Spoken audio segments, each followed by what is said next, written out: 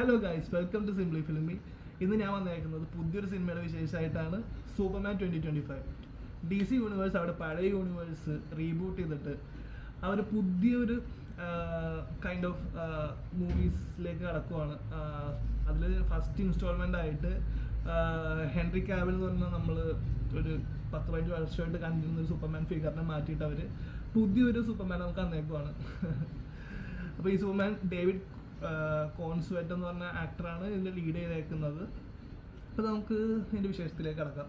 Obviously ഇത് direct ചെയ്തേക്കുന്നത് James ഗണ്ണാണ്. നമ്മൾ guardians of the Galaxy, suicide squad, അങ്ങനെ കുറച്ച് എന്താ പറയുക ഒരു fun Jolly kind of Marvel movies ചെയ്തേക്കുന്ന ഡയറക്ടറാണ് ജെയിംസ് ഗൺ. അപ്പോൾ ആ ഒരു കൈൻഡ് ഓഫ് സാധനം എക്സ്പെക്റ്റ് ചെയ്ത് ഞാനും പോയത്. ഇപ്പോൾ ഈ സിനിമ ഞാൻ കണ്ടത് രാവിലെ 7:30 വനിത വിനീത എടപ്പള്ളിയിലാണ് ഞാൻ കണ്ടത്. അത്യാവശ്യം കുഴപ്പമില്ലാത്ത ക്രൗഡ് ഉണ്ടായി എന്ന് വെച്ചാൽ ഫുള്ളായിരുന്നില്ല, ഒരു ഹാഫ് ഫീൽഡ് എന്നൊക്കെ പറയാം.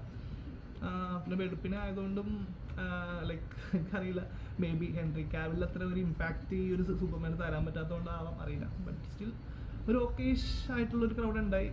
എനിക്ക് അത്യാവശ്യം സിനിമ കഴിഞ്ഞപ്പോഴത്തേക്കും ഒരു നല്ലൊരു സിനിമ, ലൈക്ക് ഒരു നല്ലൊരു ഫൺ എൻ്റർടൈൻമെൻറ്റ് കൈൻഡ് ഓഫ് ഒരു മൂവിയായിട്ട് തോന്നി.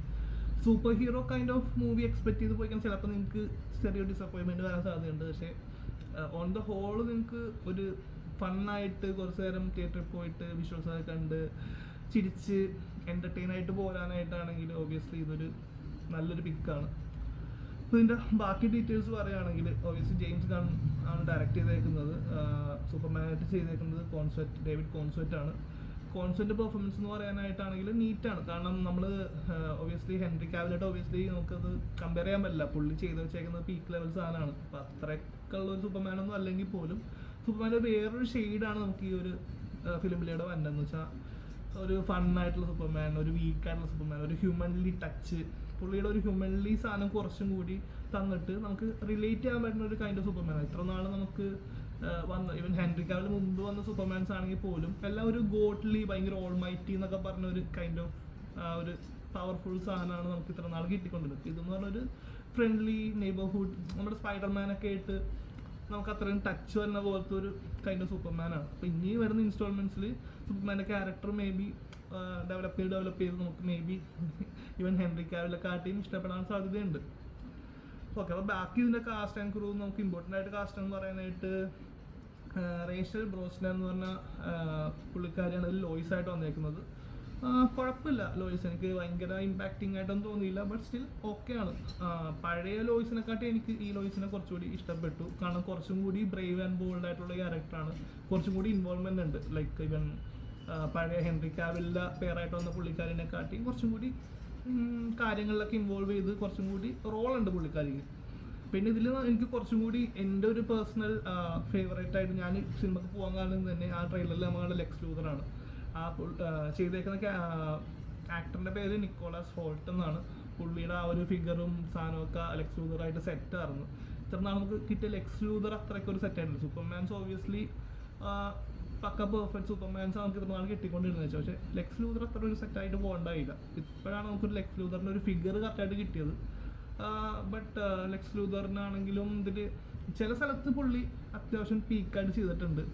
ചില സ്ഥലത്ത് പുള്ളി ഒരു കോമാളി പോലെ, അല്ലെങ്കിൽ എന്താ പറയുക, അത്ര ഒരു ഇമ്പോർട്ടൻ്റ് ആയിട്ടുള്ള ഒരു സാധനം പുള്ളിക്ക് റൈറ്റിങ്ങിലൊരു കൊണ്ടാണോ എന്താണെന്ന് അറിയില്ല, എനിക്ക് അത്ര ഇമ്പാക്റ്റ് തോന്നിയില്ല. ബട്ട് ലുക്ക് വൈസും ആറ്റിറ്റ്യൂഡ് വൈസും പുള്ളി സെറ്റാണ്. ലൈക്ക് ഈവൻ ഇൻ അടുത്ത ഫിലിംസിൽ പുള്ളി വരുവാണെങ്കിലും പുള്ളിക്ക് നല്ല ഇമ്പാക്റ്റ് ചെയ്യാൻ പറ്റും. പിന്നെ നമ്മൾ ഓബിയസ്ലി ട്രെയിലറിലും കാര്യങ്ങളൊക്കെ കണ്ട പോലെ ബാക്കി ഇതിൽ ജസ്റ്റിസ് ഗ്യാങ് വന്നു പോകുന്നുണ്ട്. അപ്പോൾ അതിലെ ക്യാരക്ടേഴ്സ് കുറച്ച് അവിടെ ഇവിടെയൊക്കെ ഉണ്ട്. ബട്ട് മെയിൻ ആയിട്ടുള്ള റോളൊന്നും ഇല്ല ഇതിൽ. സൂപ്പർമാനെ കേന്ദ്രീകരിച്ചുള്ള ഒരു മൂവി ആയതുകൊണ്ട് തന്നെ സൂപ്പർമാൻ്റെ സറൗണ്ടിങ്ങിൽ വരുന്ന പുള്ളിനെ കേന്ദ്രീകരിച്ചിട്ടുള്ള ഒരു സ്റ്റോറിയാണ്. അപ്പോൾ അത് സൂപ്പർമാൻ എങ്ങനെയൊക്കെ അത് ഹാൻഡിൽ ചെയ്യുന്നു അങ്ങനെയുള്ള കാര്യങ്ങളൊക്കെ. പിന്നെ ക്യാമിയോസ് കുറച്ചുണ്ട്, 2-3 ക്യാമിയോസ് ഉണ്ട്. അപ്പോൾ അതൊക്കെ മൂവിയിൽ എക്സ്പീരിയൻസ് ചെയ്യാൻ ഞാൻ അതിനെപ്പറ്റി കൂടുതലായിട്ട് പറയുന്നില്ല.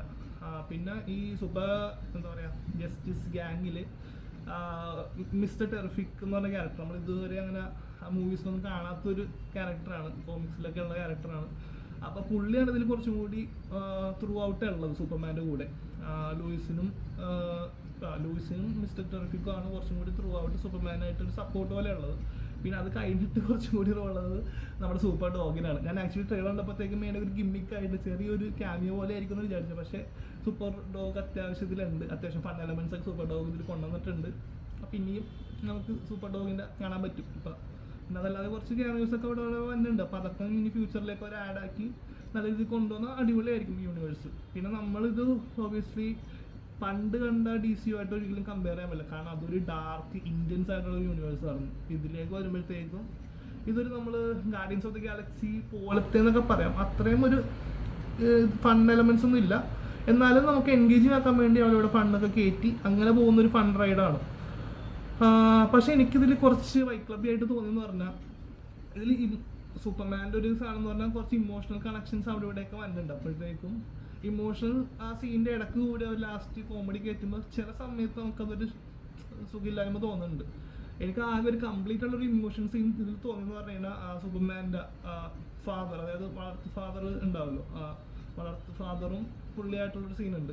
അത് മാത്രം എനിക്ക് ഇച്ചിരി വേറെ കോമഡി സീനൊന്നും കയറ്റാതെ ഒരു കംപ്ലീറ്റ് ആയിട്ടുള്ളൊരു ഇമോഷൻ, അത് കുറച്ച് നേരമേ ഉള്ളൂ, അങ്ങനെ തോന്നിയൊരു സീൻ അത് മാത്രമേ ഉണ്ടായുള്ളൂ. പിന്നെ ബാക്കിയൊക്കെ ആണെങ്കിലും കാസ്റ്റ് ആൻഡ് ക്രൂ എല്ലാവരും നല്ല നീറ്റായിട്ട് കേട്ടിട്ടുണ്ട്. പിന്നെ ഇത് ഒബിയസ്ലി ഡാർക്കല്ല, ഭയങ്കര കളർഫുള്ളാണ് സൂപ്പർമാൻ്റെ ഈവൻ കോസ്റ്റ്യൂം. നമുക്ക് ലൈക്ക് മാൻ ഓഫ് സ്റ്റീൽ വെച്ച് കമ്പയർ ചെയ്യുമ്പോൾ തന്നെ ഭയങ്കര ബ്രൈറ്റാണ്. ഇതെല്ലാ ക്യാരക്ടേഴ്സ് ആണെങ്കിലും വിഷ്വൽസ് ആണെങ്കിലും ഭയങ്കര ബ്രൈറ്റ് ആൻഡ് ഭയങ്കര കളർഫുള്ളും ഗാർഡിയൻസ് ഓഫ് ദി ഗാലക്സീനെക്കാട്ടിയും ബ്രൈറ്റ് എന്നൊക്കെ വേണമെങ്കിൽ പറയാം. കാരണം കൂടുതലും ഡേ വിഷ്വൽസ് ഒക്കെ ആയതുകൊണ്ട് തന്നെ ഭയങ്കര ബ്രൈറ്റാണ്. പിന്നെ ക്യാരക്ടേഴ്സ് ആണെങ്കിലും എല്ലാവരും കോസ്റ്റ്യൂംസും ഭയങ്കര ബ്രൈറ്റാണ്. എല്ലാ വിഷ്വൽസ് നൈസായിട്ട് വന്നിട്ടുണ്ട്. വിഷ്വൽസ് ഒക്കെ പക്ക, നമുക്ക് കണ്ടിങ്ങനെ ഇരുന്ന് സൂഹിക്കാൻ പറ്റുന്ന ടൈപ്പ് വിഷ്വൽസ്. ഓഡിയോ ക്വാളിറ്റിയും അടിപൊളിയാണ്, BGM ഒക്കെ അടിപൊളിയായിട്ടുണ്ട്. പക്ഷെ ആ സിനിമക്ക് വേണ്ട രീതിക്ക് നൈസായിട്ട് കേട്ടിട്ടുണ്ട്. അപ്പം അങ്ങനെ ഒരു തിയേറ്ററിക്കലായിട്ട് നമുക്ക് കണ്ടിരുന്ന് വെച്ചാൽ നീറ്റായിട്ട് കണ്ടിരുന്ന് അത്യാവശ്യം എൻജോയ് ചെയ്ത് പോകാൻ പറ്റിയൊരു മൂവിയാണ്. പക്ഷേ ഭയങ്കരമായിട്ട് ഹൈ ആണെന്ന് പറഞ്ഞാൽ അത്രയ്ക്ക് ഹൈയും അല്ല, പക്ഷേ ലോയും അല്ല. നമുക്ക് ഒരു എബവ് ആവറേജ് ആയിട്ട് നല്ലൊരു സൂപ്പർ ഹീറോ മൂവി കണ്ട് ഫണ്ണായിട്ട് കാര്യങ്ങളൊക്കെ എൻജോയ് ചെയ്ത് ഇങ്ങനെ കണ്ടൊക്കെ ഇരുന്ന് രസിച്ച് അത്യാവശ്യം 3D ഒക്കെ എൻജോയ് ചെയ്ത് എല്ലാ സാധനവും എൻജോയ് ചെയ്ത് പോകാം. പിന്നെ കഥയും കാര്യങ്ങളൊക്കെ നമ്മൾ അങ്ങനെ നോക്കാൻ അത്രയ്ക്ക് ഡീറ്റെയിൽ ആയിട്ട്, കാരണം ഇതൊരു ഫസ്റ്റ് ഇൻസ്റ്റാൾമെൻ്റ് ആണ്. ഇനി ഇതിൻ്റെ സ്റ്റോറി ബിൽഡ് ചെയ്ത് പോയിട്ടായിരിക്കും ഇതിനൊരു നമ്മുടെ അവഞ്ചേഴ്സിൻ്റെ എൻഡ് ഗെയിം ഒക്കെ പോലെ വരാൻ പോകുന്നത്. അപ്പോൾ ഇതൊരു സ്റ്റാർട്ടിങ് ആണ്. അപ്പോൾ അങ്ങനത്തെ ഒരു കൈൻഡ് ഓഫ് സ്റ്റോറിയാണ് ഇതിൽ ഇംപ്ലിമെൻറ്റ് ചെയ്തേക്കുന്നത്. അപ്പോൾ അത് അത്രയും എനിക്ക് അങ്ങനെ ഒരു കുറവായിട്ടും തോന്നിയില്ല. കാരണം എനിക്കിതിൽ പിന്നെ വേറൊരു കാര്യം തോന്നിയെന്ന് പറഞ്ഞു കഴിഞ്ഞാൽ, നോർമലി സൂപ്പർമാൻ മൂവീസിൽ സൂപ്പർമാൻ ഇവിടെ ലാൻഡ് ചെയ്ത് തൊട്ടുള്ള ഒറിജിൻ സ്റ്റോറീസ് ഒക്കെ ആയിരിക്കും കാണിച്ചു പോകുന്നത്. പക്ഷെ ഇതിൽ അതിലേക്ക് ഡീപ്പായിട്ട് പോയില്ല, കാരണം നമുക്ക് അതൊക്കെ ഓൾറെഡി കണ്ട് പരിചയിച്ച് അത് പിന്നെ റിപ്പീറ്റേഷൻ പോലെ ആവും. അപ്പോൾ ഇതിലെന്ന് പറഞ്ഞു കഴിഞ്ഞാൽ കൂടുതലും സൂപ്പർമാൻ ആ ഒരു സൂപ്പർ ഹീറോ ആയ ശേഷം ഫേസ് ചെയ്യുന്ന ചലഞ്ചസും കാര്യങ്ങളൊക്കെയാണ് ഈ സിനിമയിൽ ഫേസ് ചെയ്ത് പോകുന്നത്.